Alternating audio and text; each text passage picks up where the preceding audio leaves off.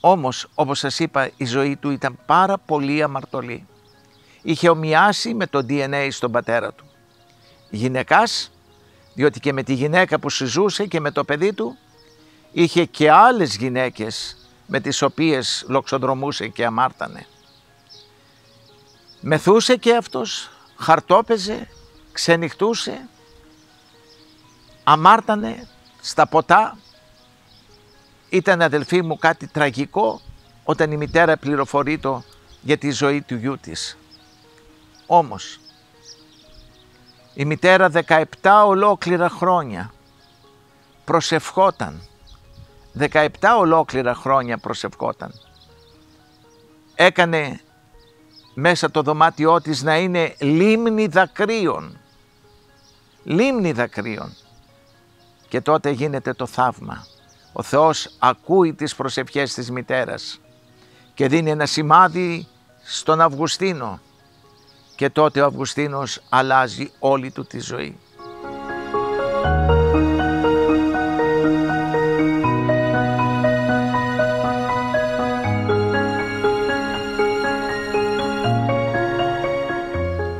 Φίλοι και φίλες, χαίρετε. Εδώ από το μοναστήρι των Αγίων Αυγουστίνου Επισκόπου Ιππώνος και Σεραφείμ του Σάροφ στο τρίκορφο της Φωκίδος, 12 χιλιόμετρα μόλις έξω από την πόλη της Ναυπάχτου. Ευρίσκεται το μοναστήρι το οποίο ανεγείραμε με τη χάρη του Θεού εκ μηδενός. Εδώ ζουν και εγκαταβιώνουν σήμερα περί τους 30 νέους μοναχούς. Και όταν εννοώ νέους, εννοώ και νέους στην ηλικία. Χάρη του Θεού έχουμε κάνει μία Χριστοπολιτεία, μία πολιτεία του Χριστού. Όπως θα δούμε και στο σημερινό Άγιο, που θα ρίξουμε μια ματιά, είναι η ζωή του Αγίου Αυγουστίνου. Εδώ που είναι καταγεγραμμένη μέσα, σε αυτό το έγχρωμο, πολύ ωραίο βιβλίο, από το οποίο θα πάρουμε μερικά πράγματα σήμερα για να σας πούμε. Τι έχουμε να πούμε? Ότι ο Άγιος Αυγουστίνος είναι πραγματικά, θα λέγαμε, αυτό που ομιλεί το Ευαγγέλιο, όπως και η Ιωσία Μαρία η Αιγυπτία. Ο άσωτος Υιός, η άσωτη θυγατέρα. Δύο Άγιοι πάρα πολύ αμαρτωλοί, οι οποίοι με ένα τικ στη ζωή τους άλλαξαν 180 μοίρες τον τρόπο ζωής τους. Από την ώρα που γνώρισαν το Χριστό μας. Μέχρι τότε θα δούμε στη συνέχεια πώς ήταν η ζωή του Αγίου Αυγουστίνου. Ο ίδιος μας την περιγράφει μέσα σε αυτό το βιβλίο, το οποίο σας συνιστώ να το διαβάσετε. Θα το βρείτε εδώ στο μοναστήρι μας αν το αναζητήσετε, αλλά και από το ηλεκτρονικό κατάστημα της Μονής μας, το μοναστηριακό κελάρι. Αξίζει να το διαβάσετε. Θα συγκινηθείτε και θα κλάψετε με τη ζωή του Αγίου Αυγουστίνου, αλλά και της μητέρας του, της Αγίας Μόνικας, που εορτάζουν 15 Ιουνίου. Σαββάτο, Κυριακή, επιτρέψτε μου, απόγευμα 14 του μηνός, ο Εσπερινός εδώ στο μοναστήρι μας, και 15 ανήμερα η εορτή του Αγίου μας. Για να δούμε πώς ξεκινά ο Άγιος ο ίδιος να μιλάει για τη ζωή του. Γυρίζοντας το χρόνο πίσω, λέει ο Άγιος, επιθυμώ και νιώθω την ανάγκη να γράψω έτσι απλά, με λίγα λόγια, τη ζωή μου. Είναι ο μοναδικός Άγιος που έχει γράψει τη ζωή του και ιδιαίτερα αναφέρεται στα αμαρτήματά του. Γράφει ένα-ένα τα αμαρτήματά του στα βιβλία του μέσα. Εξομολογείται δημόσια και μας περιγράφει ποιος ήταν ο βίος του, ο αμαρτωλός, και πώς άλλαξε και πώς ήταν μετά η ζωή κοντά στο Χριστό. Εγώ, ο Αβρίλιος Αυγουστίνος, γεννήθηκα στις 13 Νοεμβρίου του 354 μετά Χριστόν στην Ταγάστη της Νουμιδίας, στη σημερινή Αλγερία, στη Βόρεια Αφρική. Η οικογένειά μου μικροαστική και επαρχιακή.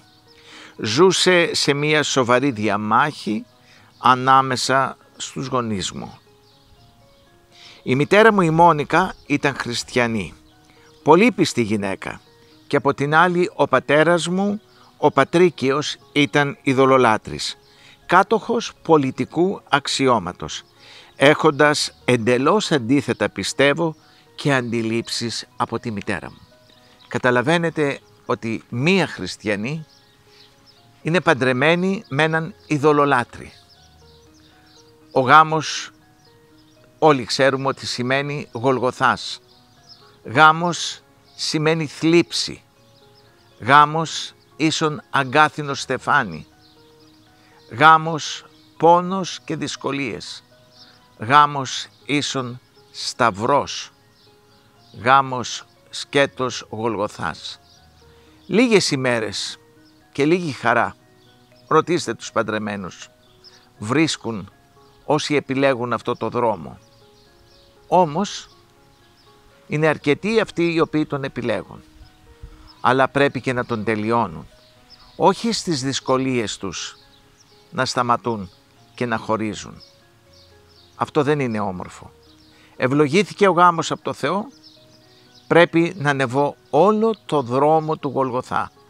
Θα περάσω από τη Σταύρωση για να φτάσω και στην Ανάστασή μου. Ένα τέτοιο γάμο λοιπόν έχει κάνει η Αγία Μόνικα με τον Πατρίκιο τον ειδωλολάτρη, ο οποίος σαν ειδωλολάτρης είχε ζωή έκφυλη. Ήτανε μοιχός, μύχευε, μεθούσε και χτυπούσε τη γυναίκα του καθημερινά. Η γυναίκα του όμως ως χριστιανή έδειχνε το χριστιανισμό στην πράξη. Πάντοτε αγκάλιαζε τον άντρα της, πάντοτε το φιλούσε, ποτέ δεν του έκανε ούτε ένα παράπονο γιατί την απατά με άλλες γυναίκες. Ποτέ δεν του είπε γιατί με χτυπάς. Ποτέ δεν διαμαρτυρήθηκε, πάντοτε ήταν με το χαμόγελο. Ώσπου μετά από χρόνια ο Πατρίκιος, βλέποντας όχι την πίστη της, αυτά που πίστευε και πήγαινε στην εκκλησία, αλλά την πίστη στην πράξη, στην καθημερινή ζωή, τη συμπεριφορά της. Της λέει, γυναίκα, ξέρεις ότι σε χτυπάω, ξέρεις ότι μεθάω, ξέρεις ότι χαρτοπαίζω, ξέρεις ότι σπαταλώ χρήματα, πορνεύω, μοιχεύω, κι όμως μία φορά δεν έκανες ένα παράπονο. Μία φορά δεν μου ύψωσες τον τόνο της φωνής σου, αλλά πάντοτε μου έπλαινες τα πόδια όταν ερχόμουν. Με αγκάλιαζες, καθόσουν μαζί μου να φάμε στο τραπέζι. Πάντοτε ήσουν μαζί μου όταν σε ζητούσα. Πού τη βρήκες αυτή τη δύναμη? Ποιος σε έμαθε να συμπεριφέρεσαι έτσι? Και τότε εκείνη του μίλησε για τον Χριστό.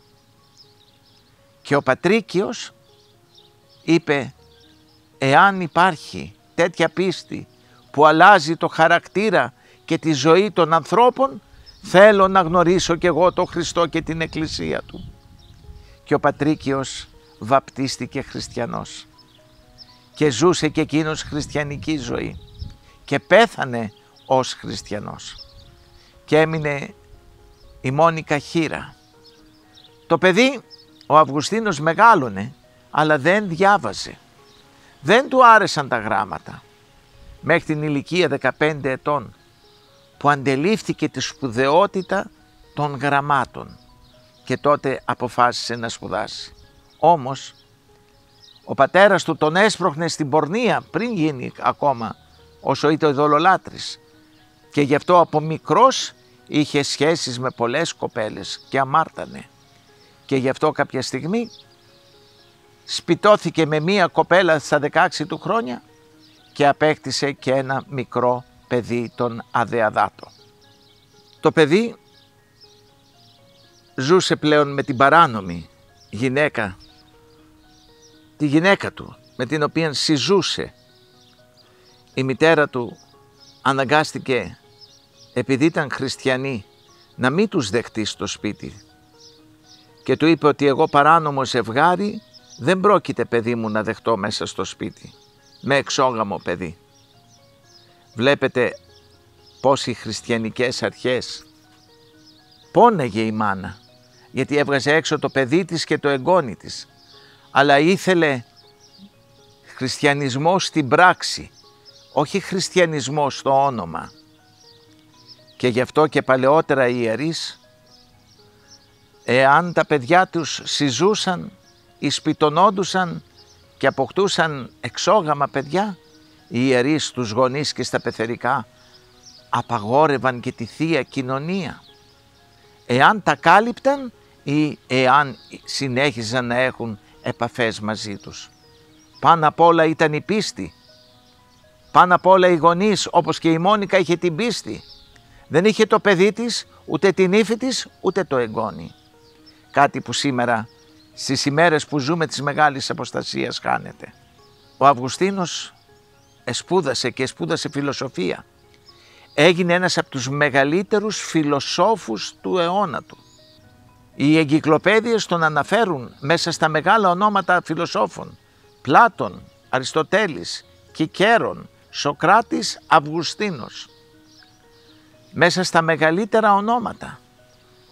Είναι καταπληκτικό το σύγγραμμα που έγραψε όταν κοιμήθηκε η μητέρα του και έφυγε για τους ουρανούς. Παρότι όμως ήταν πανεπιστήμον, παρότι του άρεσε να τον χειροκροτούν, παρότι του άρεσε να διδάσκει και απέκτησε πλήθος μαθητών ως φιλόσοφος διδάσκαλος, έφτασε στο ύψιστο αξίωμα να ρητορεύει ενώπιον του αυτοκράτορα της Ρώμης. Η μητέρα του πονούσε όμως, διότι ο Αυγουστίνος ναι μεν ανέβηκε πανεπιστημιακά πολύ ψηλά, όμως το πνευματικό κομμάτι είχε μείνει πολύ πίσω. Ακολούθησε διάφορες αιρέσεις, όπως είναι ο Μανιχαϊσμός, μια αίρεση του 3ου αιώνα, όπου ο αιρεσιάρχης ο Μάνης είχε μια θεωρία ότι λίγο βουδισμός, λίγο κομφουκισμός, λίγο ζωαστρισμός, λίγο άλλες θρησκείες χριστιανισμός, και ότι όλοι αυτοί οι μύστες που ερχόντουσαν, πότε ο Βούδας, πότε ο ένας, πότε ο Χριστός, πότε ο Κομφούκιος, όλοι αυτοί, έλεγε ο Μάνης, ο οποίος θεωρούσε ότι ήταν ο τελευταίος μύστης, φέρναν κομμάτια της αλήθειας του Θεού πάνω στη γη. Αυτούς ακολούθησε στην αρχή ο Αυγουστίνος, μέχρι ότου είδε ότι ήταν αίρεση, πλάνη και απομάκρυση από το Θεό. Όμως, όπως σας είπα, η ζωή του ήταν πάρα πολύ αμαρτωλή. Είχε ομοιάσει με το DNA στον πατέρα του. Γυναικάς, διότι και με τη γυναίκα που συζούσε και με το παιδί του, είχε και άλλες γυναίκες με τις οποίες λοξοδρομούσε και αμάρτανε. Μεθούσε και αυτός, χαρτόπαιζε, ξενυχτούσε, αμάρτανε στα ποτά. Ήταν, αδελφοί μου, κάτι τραγικό όταν η μητέρα πληροφορεί το για τη ζωή του γιού της. Όμως η μητέρα 17 ολόκληρα χρόνια προσευχόταν. 17 ολόκληρα χρόνια προσευχόταν. Έκανε μέσα το δωμάτιό της να είναι λίμνη δακρύων. Λίμνη δακρύων. Και τότε γίνεται το θαύμα. Ο Θεός ακούει τις προσευχές της μητέρας και δίνει ένα σημάδι στον Αυγουστίνο, και τότε ο Αυγουστίνος αλλάζει όλη του τη ζωή. Όταν άλλαξε τη ζωή του ολόκληρη και ήρθε κοντά στο Χριστό, βαπτίστηκε χριστιανός Ορθόδοξος. Βάπτισε και το παιδί του και άλλαξε τον τρόπο ζωής. Η γυναίκα του δεν συμφώνησε με αυτό που έκανε και γι' αυτό τον εγκατέλειψε. Μετά από λίγο, σε ηλικία 17 ετών, του πεθαίνει ο Αδεαδάτος, το αγαπημένο του παιδί που είχε γεννήσει και το είχε βαπτίσει χριστιανό. Και τότε ακολούθησε πλέον το δρόμο του μοναχισμού. Βαπτισμένος Ορθόδοξος χριστιανός, ακολουθεί και κάνει το σπίτι του μοναστήρι, όπου μαζεύτηκαν και άλλοι πολλοί μέσα. Αργότερα ο επίσκοπος Ιππώνος που είχε γεράσει τον ζήτησε για συνεπίσκοπό του και τον κάνει συνεπίσκοπο στην Ιππώνα. Και όταν κοιμήθηκε μετά από ένα χρόνο ο επίσκοπος της Ιππώνος, ανέλαβε καθήκοντα Ιππώνος ο Άγιος Αυγουστίνος και γι' αυτό τον αποκαλούμε ο Άγιος Αυγουστίνος Επίσκοπος Ιππώνος. Εκεί έκανε ένα άλλο μεγάλο θαύμα.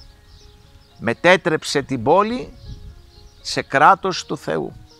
Οικειοθελώς, βλέποντας τη ζωή του Αγίου Επισκόπου, όλοι οι κάτοικοι εμιμούντο τη ζωή του και γι' αυτό έκλεισαν τα δικαστήρια, έκλεισαν οι αστυνομίες, έκλεισαν οι φυλακές. Κανένας πλέον δεν αμάρτανε. Μια ολόκληρη πόλη, η Ιππώνα, είχε γίνει το κράτος του Θεού. Να λοιπόν, αδελφοί μου, τι κάνει ο χριστιανισμός. Αυτό που προσπαθούμε να κάνουμε και εμείς επάνω στο τρίκορφο. Εδώ να δημιουργήσουμε το κράτος του Θεού, μία Χριστοπολιτεία, 30 πατέρες, έχοντας αρχηγό μας τον Άγιο Αυγουστίνο Επίσκοπο Ιππώνος, προσπαθούμε να ζούμε εν αγάπη, να ζούμε σύμφωνα με το Ευαγγέλιο. Αφού έγινε δυνατόν στην Ιππώνα, μπορεί να γίνει παντού. Και όλα τα μοναστήρια αυτό το στόχο και αυτό το σκοπό έχουν. Να κάνουμε τη ζωή μας πάνω στη γη έναν μικρό παράδεισο, γεμάτη από ευτυχία, να γεμίζει η ψυχή μας. Ο Άγιος Αυγουστίνος, θα δείτε που το λέει, αμάρτανα λέει, γιατί ήμουν ζητιάνος της χαράς και κυνηγός της αλήθειας. Κυνηγούσα να βρω που είναι η αλήθεια. Και τότε του είπε ένας επίσκοπος, Αυγουστίνε, μην αναζητάς την αλήθεια. Η αλήθεια θα έρθει και θα σε βρει μόνη της. Όσο και να την αναζητάς, δεν θα τη βρεις. Και πράγματι, λέει ο Αυγουστίνος, η αλήθεια ήρθε και με βρήκε μόνη της, διότι δεν είναι ούτε ιδέες, ούτε φιλοσοφίες, ούτε σκέψεις η αλήθεια, αλλά είναι πρόσωπο. Ήρθε και με βρήκε η ίδια η αλήθεια, ο Χριστός μου, και έκτοτε γέμισα την ψυχή μου από χαρά. Κοιμήθηκε, αδελφοί μου, όπως και διαβάζουμε εδώ και στο βιβλίο του μέσα, και θέλω σας παρακαλώ να το διαβάσετε, να το προμηθευτείτε κι εσείς αυτό το βιβλίο. Σε ηλικία 76 ετών, το 430 μετά Χριστόν. Η δε Εκκλησία μας τον τιμά στις 14 και 15 κυριώνυμη ημέρα του Ιουνίου. Εδώ λοιπόν που είναι αφιερωμένο το όνομά του στο μοναστήρι μας, αδελφοί μου, τον πανηγυρίζουμε κάθε χρόνο, μιμούμενοι τη ζωή του. Εμείς βρήκαμε τον Χριστό, βρήκαμε τη χαρά, η καρδιά μας είναι γεμάτη. Και όπως ο πόρνος νεαρός που έγινε Άγιος, έτσι και εμείς οι αμαρτωλοί αγωνιζόμεθα για να φτάσουμε στην αγιότητα. Έχουμε όμως, όπως ξέρετε, εδώ και τον Άγιο Σεραφείμ του Σάροφ, που δεν απομακρύνθηκε από μικρό παιδί ποτέ μακριά από το Θεό και έφτασε και αυτό στην αγιότητα. Έτσι και εμείς όσοι είμαστε αγνοί από μικρά παιδιά, ας πορευόμεθα προς την αγιότητα. Όσοι αμαρτήσαμε, ας κάνουμε στροφή 180 μοιρών και ας μιμηθούμε τον Άγιο Αυγουστίνο για να φτάσουμε στην αγιότητα. Γιατί αυτός είναι ο στόχος. Όπως έχω γράψει στο βιβλίο μου εδώ, ποθώ την αγιότητα. Έχω μέσα μου πόθο μου την αγιότητα. Θέλω κι εγώ να μιμηθώ τους Αγίους της Εκκλησίας μας. Διότι όποιος μιμείται τους Αγίους μας φτάνει στην αγιότητα. Γι' αυτό συνιστώ και στους γονείς που έχουν παιδιά, αφού οι ίδιοι διαβάζουν βιβλία και βίους Αγίων στα παιδιά τους, και οι ίδιοι θα ωφεληθούν, αλλά και τα παιδιά τους θα έχουν πρότυπα Αγίους. Δεν θα έχουν πρότυπα ποδοσφαιριστές, πρότυπα τραγουδιστές, πρότυπα πολιτικούς ή οποιονδήποτε άλλον. Πρότυπα Αγίους να έχουμε, αδελφοί μου. Όταν έχουν πρότυπα Αγίους, τότε θα γεμίσει η καρδιά μας από Χριστό. Τότε θα καταλάβουμε ότι ο Χριστός είναι το παν στη ζωή μας.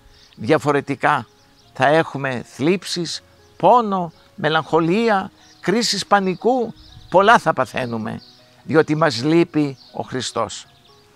Σας περιμένουμε και στο μοναστήρι μας, 14 και 15 Ιουνίου, που είναι η εορτή του Αγίου Αυγουστίνου. Ελάτε όλοι μαζί να τον τιμήσουμε, να τον παρακαλέσουμε, διότι είναι ο προστάτης των νέων.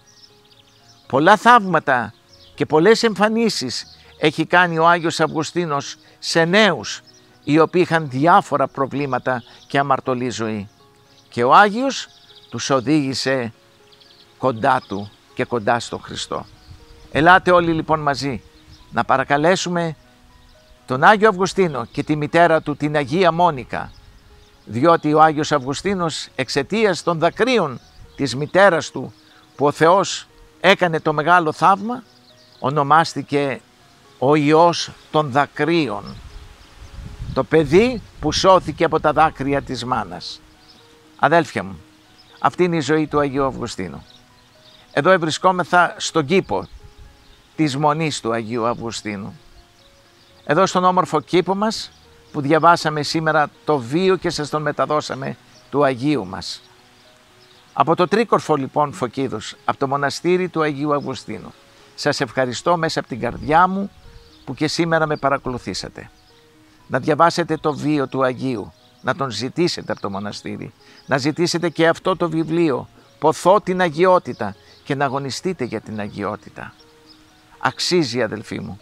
Εδώ πάνω στη γη όλα τα άλλα είναι ψεύτικα. Ερχόμαστε και φεύγουμε. Όσοι σας παρακαλώ, πολλοί μου γράφετε email ή μου στέλνετε μηνύματα ότι βλέπετε τις ομιλίες μου και οι περισσότεροι από εσάς δεν έχετε γραφτεί στο κανάλι, μου λέτε. Θα παρακαλούσα να γραφτείτε στο κανάλι. Δεν είναι τίποτα και αν εσείς δεν ξέρετε πώς να εγγραφτείτε, πείτε σε άλλους ανθρώπους που ξέρουν πώς γίνεται. Τι πρέπει να πατήσετε ώστε να σας έρχονται, γιατί το λέω. Κάθε νέα ομιλία μου θα σας έρχεται και στο κινητό σας. Για κάθε νέα ομιλία που ανεβάζω στο κανάλι μου θα ενημερώνεστε για την ψυχική σας ωφέλεια. Γι' αυτό σας παρακαλώ και εσείς και φίλοι σας άλλοι να εγγραφτείτε. Και ανεβάστε στο Facebook και αυτή την ομιλία να ωφεληθούν οι φίλοι σας.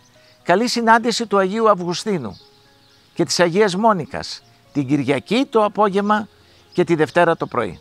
Όσοι μπορείτε να έρθετε, θα ήταν μεγάλη μας χαρά να σας δούμε, να σας αγκαλιάσουμε, να σας ασπαστούμε με πολύ αγάπη. Φίλοι μου καλοί και ευλογημένοι, σας περιμένω εδώ κοντά μας. Να είστε καλά. Η χάρις των Αγίων Αυγουστίνου και της μητέρας του, της Αγίας Μόνικας, να σώζει και τα δικά σας παιδιά, αλλά και εσάς τους ιδίους. Καλό παράδεισο να έχετε όλοι, γιατί τα μοναστήρια είναι ένας μικρός παράδεισος. Βλέπετε τι όμορφη που είναι η φύση εδώ μέσα στον κήπο. Ελάτε λοιπόν και εσείς να τον απολαύσετε. Και εδώ έναν μικρό παράδεισο πάνω στο Τρίκορφο Φωκίδους, αλλά κυρίως να αγωνιζόμενοι για την αγιότητα, να κερδίσουμε τον αιώνιο παράδεισο, τη Βασιλεία του Θεού μας. Αμήν. Χαίρετε.